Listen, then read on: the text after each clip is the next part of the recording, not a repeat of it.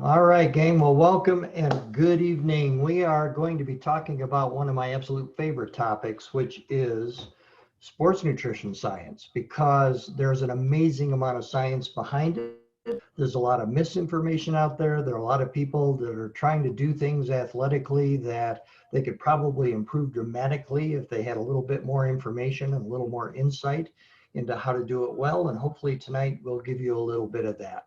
But I want to start with the fact that when you look at Shaklee Sports Nutrition, there are all kinds of people in this world who could choose to use anything on the planet that they want, and they seem to show up on our doorstep quite often. For example, to date, the Shaklee Peer Performance athletes have won 144 Olympic medals. If you counted them as a country, they would come in 8th in the world in medal winnings. That's absolutely extraordinary when you think about it.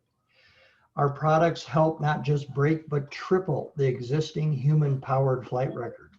The incredible Voyager flight, which was a 9.5-day nonstop, non-landing, non-refuel flight around the world. Dick and Jeannie Yeager lived in a cockpit the size of a phone booth laying down and used Shaklee nutrients that whole 9.5 days to maintain their energy and their focus to pull off something that dramatic.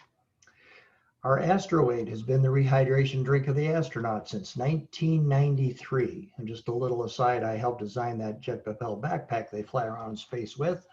Here's Captain Scott Kelly, who lived 1 year in space, powered by Shaklee, his twin Mark Kelly, who commanded the space shuttle more than any other commander. Neither one of them would ever consider even going into space without their Shaklee supplements.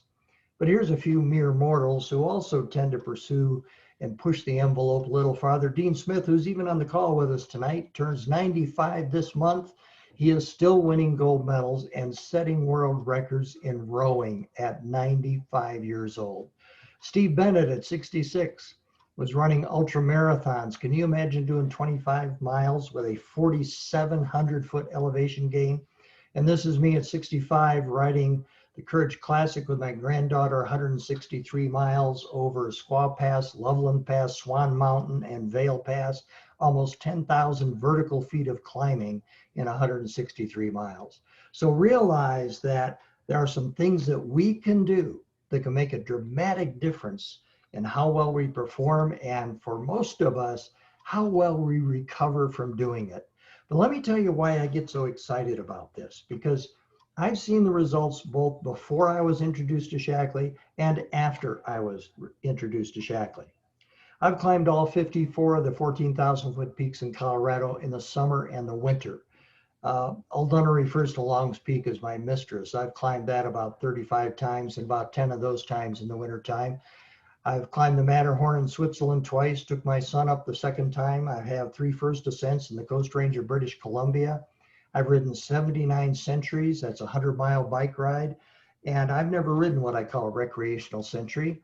I always get on the bike, I don't stop at aid stations, I don't rest, I hammer it for 100 miles, and then I get off. I've done 8 double centuries. I've done the triple bypass, which is considered one of the toughest, if not the toughest, one-day bike ride in this country. So the reality is that if you're out there pushing yourself, especially, and not even to these extremes, when you have the right kind of nutrients, both to prepare and to recover, there is such a dramatic difference, it's almost unbelievable. But let's talk about what happens when you work out. And let's start with energy first, because that's the first thing that most people notice. You have all seen this chart. If you've been in any athletic club, any workout facility on the planet, you have seen this chart where it talks about heart rate versus age and what that means in terms of actual output and aerobic activity. So for example, if you're 50 years old and your heart rate's about 130, that's considered light activity. If it's 140, it's low aerobic, 150 high aerobic, 160 where you get to 80% of VO2 max, that's getting pretty serious exercise. And up here, it's dramatically difficult for most people to maintain that any level at all. So let's look at it from a different concept though. Let's look at the types of activities and what the primary energy source is versus the calories that you're burning per hour. So let's start with walking. Turns out your primary energy source when you're walking at that low aerobic level is fat and blood glucose. You're burning about 100 to 200 calories per hour. If you're jogging, your primary energy source are now fat, blood glucose, and glycogen, which is the way that sugar is stored in your muscle tissue. Moderate running, you're going to find that you're consuming not just glycogen and fat, but now any consumed carbs that you're taking in while you're exercising. And anything that looks like hard interval training or running, you're consuming predominantly glycogen and consumed carbs. And the question becomes, well, why are you burning fat here, here, and here, but you're not here? Well, the reality is that the harder you work, the more oxygen is required to burn all of those kind of energy sources at a much faster rate. It turns out it takes twice as much oxygen to burn a calorie of fat than it does a carbohydrate.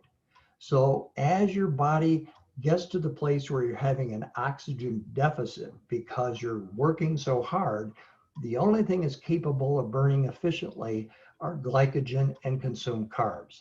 And this is going to come into play a little bit later when you begin to understand how do you fuel your body properly, especially if you're doing anything related to an endurance type sport. So knowing that, we need to understand what's really going on in your body, because glycogen is the stored carbohydrate energy source in your body. It's stored in your muscle tissues. Dr. Gennadius Sokolovas, who is, by the way, Lithuanian, as my wife is, he is the physiologist for the Shaklee peer performance team. He has coached 110 Olympic gold medalists. He consults for numerous international Olympic committees, and he is considered one of the world's experts on this particular topic, the link between high intensity training and glycogen depletion. So we need to understand what's really going on here, because it turns out that over time, depending on the level of exercise, you are depleting glycogen at a much higher rate. Up here, obviously, with light exercise, which is walking and possibly jogging for many people, you're not really eating into your glycogen stores any significance in the first hour to 2 hours. But with moderate exercise, you probably have maximum of about 2 hours of glycogen stores before things start to disintegrate and denigrate in your body. And with heavy exercise, you're lucky if you can make it an hour before you replenish those glycogen stores. The reason I bring that up is because if you look at us tripling the human powered flight record, the only way that was able to be accomplished is by giving your body and replacing your body the amount of glycogen you're burning at least the same rate, because that flight took 4.5 hours. I'm going to come back to that in a different context in just a minute. Now, here's the interesting thing. Our Shaklee Hydrate, which is the same thing that has been hydrating the astronauts since 1993, is the thing that literally prevents bonking and hitting the wall, because in addition to maintaining the glycogen resources that you have to burn when you exercise for long periods of time, you also have to hydrate properly in terms of keeping the amount of water in your system so you don't have that dehydration deficit that so many athletes have. And especially, I mean, even if you're out gardening or playing golf in 99 degrees, where it's not a high aerobic activity, but the reality is you're going through an amazing amount of water. What they have discovered is that water in and of itself is not a very good rehydration drink.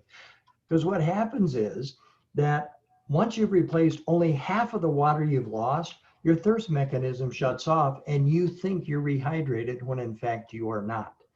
So you've got to maintain both the blood glucose levels and the amount of water, and our performance, our hydration drink, it turns out, can do that for a very extended period of time. This is what set the human powered flight record. I know when I was riding century rides, about half of those were before Shaklee, I would always bonk at about 80 miles. Basically, my body's just given up. In the last 20 miles, now it's up to me to just mentally force myself to finish what I said I was going to finish. Once this product became available, I never bonked. I could ride the last 20 miles at the same pace that I rode the first 20 miles. And that was a revelation to me that I could maintain that. And typically a century ride would take me somewhere around 4 hours to 4 hours and 20 minutes. So that's an extended amount of effort over a significant length of time. And if you can keep from bonking over 4 hours, that's pretty amazing when you think about it. But here's the fascinating thing I want you to think about. The team that trained to triple the human powered flight record, in the training using our hydration drink, they were doing 80% of VO2 max, which is this anaerobic lactic acid threshold. That's basically where you have oxygen deprivation because your efficiency at burning carbohydrates starts to drop off. They were able to go at 80% VO2 max for 7.5 hours. Absolutely blew the scientists out of the water. They'd never seen anybody able to do that before. And the fascinating thing is that the effort it took to triple that human powered flight record was the equivalent of running 2 back-to-back marathons. Now, if you're not fueling your body properly, you certainly couldn't accomplish anything remotely like that. So that's about the energy piece. Let's look at what's happening with your muscles when you exercise. Well, when you go to work out, all kinds of stuff are going on. Number one, you got disruption, you got your muscles being torn down and breaking down, you have inflammation. It's literal trauma to your muscles. It creates stress. It literally creates damage to your muscles. And so you're probably thinking, what the heck am I doing here? Because what's actually happening is stored energy is being depleted. Your muscles are literally being torn down, and you're weaker than you were before you started working out. So why the heck do we do it? Well, because stress does a body good. And here's why. Because your body is designed so that it naturally wants to rebuild after a workout, stronger than it was before. That's the point, to make you stronger than you were before the workout. Therefore, it turns out the nutrition you consume during and after a workout, hear me on this, during and after a workout has more impact on your performance than what you eat before you work out. You see, proper nutrients are the construction materials your body needs to rebuild stronger. And that's really the main thing that we're concerned about when we're doing these kinds of things. So let's talk about maximizing any kind of workout you do, whether it's a run, whether it's a workout at the gym, whether you're doing Pilates, whether you're doing yoga. Here's what you need to understand, and this is one of the major takeaways I hope you get tonight. Number one, the total benefit of your workout is the lesser of the workout or the recovery. What does that mean? Well, if you go work your butt off in a workout, but you don't give your body adequate nutrients to totally recover from that, let's say you only get 70% of what you need to totally recover, then the benefit of the workout is not all the effort you put in here, it's only 70%. In other words, you wasted a good share of that workout. But if you give your body the nutrients it needs after you work out, then the recovery can be 100%, the workout can be 100%, and you get dramatically more benefit. The point is this, what you do after your workout nutritionally is just as critical as the workout itself. It makes all the difference in the world, ultimately, how well you train, how well you recover, and how well you advance in whatever it is you're trying to do. So when you're working out, there's two things that have to happen after the fact. Number one, energy rebuilding. You've got to replenish the glycogen stores with the appropriate carbohydrates, and you have to muscle rebuild. In other words, you need to put that lean muscle mass back in there, and the only way you can do it is with appropriate protein that has all 9 essential amino acids and extra leucine. Leucine is the one amino acid that literally creates lean muscle mass faster than anything else. In fact, it's even in our smoothies that most of us in Shaklee have for breakfast every morning, not just our workout products. Because especially as we age, maintaining lean muscle mass becomes more and more of an issue. So we've got to replace our energy, we've got to rebuild our muscles, and how that happens is a function of what we put in our bodies during and after the workout. So the question becomes, are all nutrients created equal? Well, not even close, as it turns out. Shaklee is beyond organic. Now, when I say that, I don't say it lightly. Everything that Shaklee creates starts with organic products. But you see, some of the most contaminated products we've ever tested were raised organically. Farmers have no control over pollutants in the water they irrigate with. They have no control over air pollution that settles on their crops, or a farmer down the valley that sprays pesticides and they drift. So we test. We start with organic, and then we test for over 350 contaminants on every new botanical. Let me give you some context for that. The average pharmaceutical company is only required to test for about 110.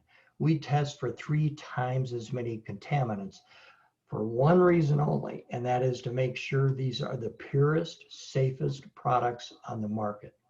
I want to bring that back to the Olympians and the 144 Olympic medals that Shaklee athletes have won. The U.S. Olympic Committee's party line is they do not want their athletes using supplements, because many of them have tested positive in the random drug tests that they are subject to throughout their whole athletic career. They've tested positive for banned substances in something they thought was healthy and natural. But because Shaklee tests for over 350 contaminants, there's absolutely no concerns about purity and that happening. You know, one of the people on our call tonight has had a conversation with a doctor here recently who wishes that they would absolutely close down GNC, because she says you wouldn't believe how many young kids she has in her practice with all kinds of health issues caused by the kind of crap that they're putting into their bodies that they think are going to help them maintain, you know, their athleticism and their health and all that kind of thing. But there's so many things out there that are bad for us, it's almost ridiculous. The New York Attorney General filed a lawsuit against GNC, Walgreens, Walmart, and Target, not because they're the only ones, but they're the biggest ones. They wanted to make a point. They randomly pulled products off the shelf and tested them. Over 80% had none of the active ingredient that was listed on the label for which people were buying them. And well over 30% had fillers and contaminants that have no business being put in a human body. There is so much junk out there in the nutritional space that it's literally scary. But Shaklee absolutely assures the purity by testing. We assure the potency that if it's on the label, it's absolutely guaranteed to be in that product. And we certainly assure the performance. And you can tell that with 144 Olympic medals. But having said that, one of the things to understand is that we all, regardless of what endeavors we take part in, whether we're doing light aerobic activity, whether we're gardening or golfing, whether we're doing a century ride or we're an elite athlete, we need to energize, we need to hydrate, we need to build and rebuild after the exercise and recover quickly so we can continue our training at whatever level we want. And all of that depends on the workout type, on the intensity, and the duration, which define your individual needs. So what kind of products do you want to use? Which ones should you use? And it's really relatively simple, because Shaklee has designed our product line for every level of athletics. So if your primary orientation is fitness, where you're very concerned about calorie intake, you're concerned about maybe losing some pounds, you're not doing big, heavy endurance things over long periods of time, then there are some very specific products oriented toward that. If, on the other hand, your athletic endeavors are a little more intense, like Dean Smith winning a gold medal in rowing, then obviously you have different needs than the person who's only concerned about fitness. So here are the products I want you to be aware of. and how to think about them. If you're on the fitness end of the scale, where calories are a serious concern because you're trying to lose weight, you want to pay attention to all the intake that you have. For energizing, we have these little pixie sticks that have absolutely no protein and no carbs in them, no calories in them. So you can get the energy boost you need from the caffeine that's in there, which is one of the best energizers there is with athletic performance. When you hydrate, our hydrate sticks also have 0 protein and only 10 carbohydrate calories in them. And our Rebuild, which is the protein product designed to replace that lean muscle mass, as well as help your glycogen stores be replaced quickly, you're going to find 80 protein calories and only 12 carb calories. But if you're on the endurance end of things, you need high carbs because you're burning glycogen stores during your exercise. You have to replace those glycogen stores dramatically, both during and after exercise. You have to hydrate properly.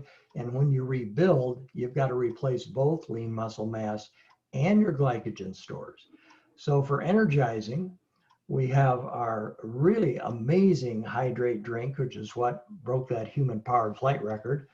That was 7.5 hours at 80% VO2 max, which is extraordinary.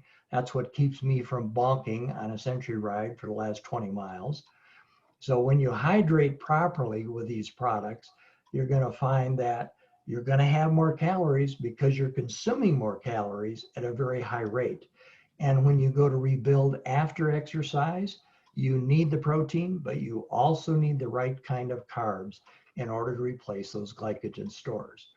Now, I put this green arrow on here, and the reason I did that is because there will be times you may want to mix and match. Let's say most of the time you're on the fitness end of the scale, but let's say you're going and you're working out and you're losing weight and you're concerned about the calories, you're behaving yourself, you're doing everything right, and then you decide, I want to go run a 5K this weekend. Well, guess what? You go run a 5K, all of a sudden you put yourself over on this side of the scale. So maybe on your normal workouts and your normal jogs, you'll be using these products. But if you want to go run a 5K and do well, you should be thinking about using these products for that event. So you can do a little mix and match. It just depends on what you're doing. But I can tell you, even those of you who are concerned about the carbohydrate intake, last week was a very clear example to me of how much difference, especially this kind of product can make. I was out golfing in 99 degrees. The other 3 guys I was golfing with, one was 8 years younger than me, one was 20 years younger than me, and the other one was probably 20 or 25 years younger than me. And by the 14th and 15th hole, these guys were just dragging. It's all they could do to walk up to the tee and walk to the next shot. And the interesting thing was that I didn't flag anywhere through that 18 holes. And the only difference was, instead of one drinking water, one drinking Coke, and one drinking beer, I was drinking Shaklee Hydrate, and it made all the difference in the world. So most of the time, I'm concerned about calorie consumption, but when I'm out there in an intense situation where it's high heat or a long period of time, I am perfectly willing to use the products that I know that are going to give me the energy that I need and help me recover very quickly. So one of the things Shaklee has added to the line, which everybody can probably use, is what we call Recover. It's an ultra pure tart cherry extract that reduces post-workout muscle soreness. It's something you take before you go to bed at night. It makes a huge difference for the vast majority of people. And those of you that if you pushed a little too hard and you worked out a little harder than you used to, this is something you're going to want to have easy access to before you go to bed at night. So here are some key takeaways. These are the things I want you to be thinking about. Number 1, remember, the total benefit you get from the workout is the lesser of the workout or the recovery. You have to replenish the nutrients appropriately in your body after the workout. Number 2, carbohydrates and proteins serve different purposes. After a workout, you can't just have a high carbohydrate drink. because if it doesn't have the adequate protein, you're not going to replace lean muscle mass and vice versa. Number 3, consumption during and after the workout is more important than what you did before the workout. And number 4, carbohydrates act differently depending on when they're consumed.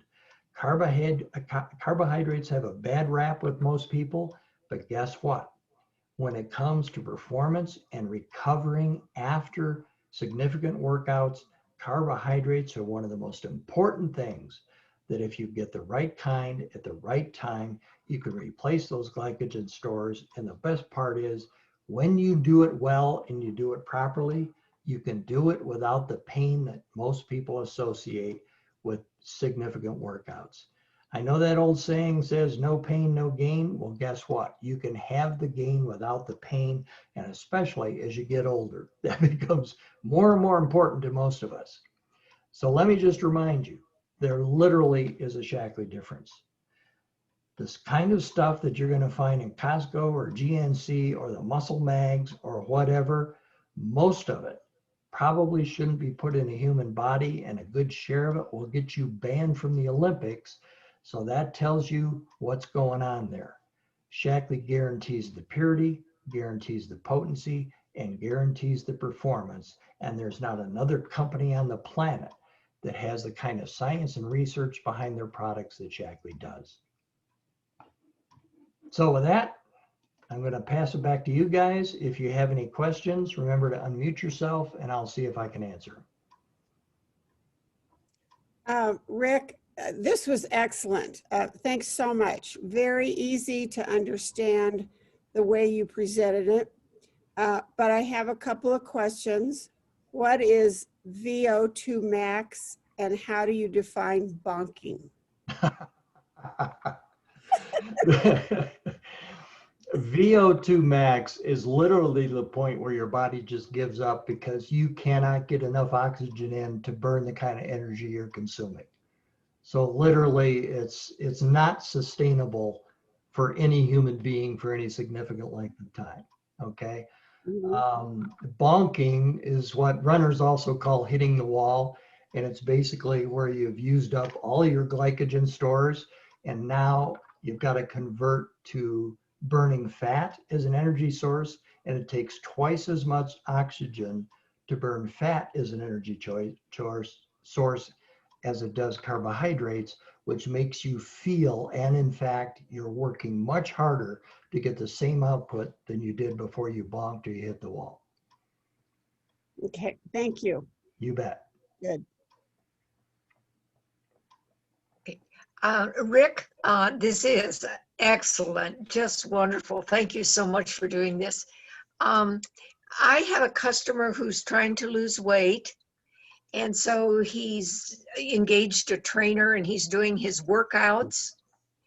And so he is staying with the fitness pieces, but should he be taking, because his workouts are somewhat strenuous, should he be using the performance or the physique? Well, it's really a function of number one is goals and number two, the length of the workout. I would say if the workouts run anything less than 45 minutes to an hour, is probably not that significant a concern about getting adequate glycogen replacement. Anything that runs over 45 minutes to an hour, and especially if it's done in hot weather, if it's a run or a jog outside where it's even hotter, then yeah, I would be shifting more toward the endurance products. But if it's somebody who is concerned about losing weight and just being consistent with workouts, probably not, unless they go out and do something crazy like, you know, golf in 99 degrees where you're out there for 4.5 hours, then yeah, you probably want to use the other hydration product. Okay, thanks. Anybody else? Hey, Mr. Rick, Yes, can you hear me okay? I can. I'm an open water swimmer, and a lot of times I may go out and swim 10,000 meters. And so my question is, is there a limited amount of bottles of this I can mix and drink at one time, the performance? Well, let me, now I'm not a swimmer, because if I tried to do that, I would have drowned about 1/10 of the way into it, okay? Yes, sir. But let me tell you what my experience had been when I was riding century rides, which typically would last a little over 4 hours. How long does it take you to do that, Don? Well, now it depends if I'm in a river or a lake. Most of the time in a lake, I may be swimming between 4 to 6 hours. Okay. Well, and so that's not, that's longer than what I was doing, but it's still the same kind of thing. I would make sure that I mixed up, for me, the oversized bicycle bottles that Yes, sort sir. of have a little indent in the middle of them where the rack catches them, and then you get a little bit more on top of that. Yes, sir. I would mix up 4 of those exactly according to the directions, and make sure that I had them both on the, either in the bike or in the back of my jersey. And I would time myself, whether I was thirsty or not. I would time myself so that I would finish one of those bottles every 25 miles, which typically would be just a hair over an hour. Okay. So if you think about it that way, there, I don't think most people could drink too much, just because of the way it works. I think you would feel full before you got overhydrated, if you would. But, a lot of people think about swimming and they go, well, you're in water, how could you possibly get dehydrated? Well, guess what? That has nothing to do with it. No. So you're right. It's a good question, Don. Thank you so much. I appreciate it. You bet. Babe, just ask your question. Hi. So with the hydration product, is it something that you just mix with water and you can absorb it just like that, or Yeah. does it work better if you take it in conjunction with something else? No, the hydration product is designed for endurance. You mix it exactly the way it says, with water. I know a lot of people, and I'm going to put it in the context of riding a century ride, because that's what I'm familiar with. But a lot of people during an event like that, and most people will take 5 to 6 hours to finish one of those. They will stop at an aid station and they'll have an energy bar, and they'll suck down maybe a banana or two, and they might, have an orange or whatever it is.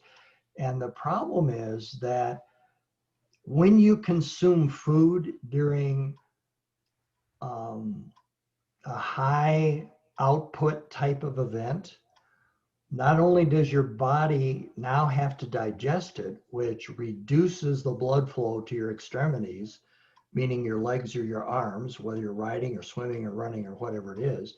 So it takes energy to digest it before it can actually convert the carbs in it to glycogen. So the way this drink is designed is so that you get an instant infusion of glycogen without your body having to go through that digestive process of breaking food down, which maintains your energy at a much higher level. Does that make sense, Gilo? It does. Thank you. You bet. Anybody else? Rick, Guy, can you hear me? Hi, Guy, just barely. Just speak I'm up a little sorry. bit. I'm sorry, I will try. That, first of all, your presentations, not to mention you, Dean, and this group are literally physically doing it, not talking about it. Secondly, the dailiest has always amazed me. I don't think most people understand is that if the people didn't keep pedaling the bicycle, the airplane would have crashed. And so I just wondered if they have passed that particular product forward in Shaklee that's used today in a sense. I know that we've done things for outer space and whatever, but well, Shaklee is just amazing. I'll leave it there. And yeah, I mean, the product that was developed for the astronauts, as well as what broke the human powered flight record, is virtually identical to what we're using today. You're talking the Astro Aid kind of idea? Right. Okay. All righty, gang. Well, thanks for being with us tonight.